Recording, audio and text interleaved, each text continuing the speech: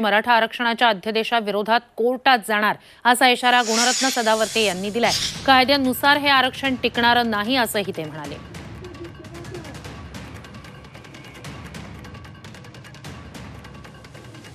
सोयरे आणि blood relative याच्यात काय फरक आहे? ब्लड रिलेटिव्ह असेल तरच सगळा सोयरा असते। त्याचे 7 सारखे गुन्हे वापस घेऊ शकतात का? मला सांगा, 307 सारख्या गुन्ह्याला रिपोर्ट फाईल केला जाऊ शकतो का?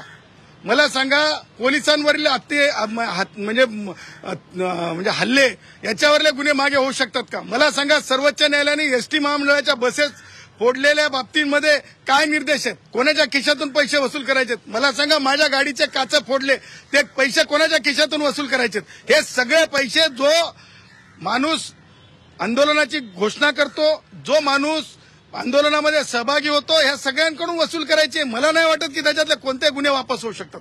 मला नाही वाटत की माननीय मुंबई उच्च न्यायालयाच्या मार्लापल्ले साहेबांच्या जजमेंटच्या नंतर सरकारचं हे काय नोटीस काय ते टिकू शकते। त्यामुळे मला तुम्ही सांगा की कोणती मागणी 37 लाख कोणते कुणबी मराठा आहेत त्यांना मिळाली का सांगा म्हणून। अहो, सोमवार येऊ द्या, लोकांना आपापल्या घरी जाऊ द्या, शांत चित्तानं सोमवारची वाट बघा।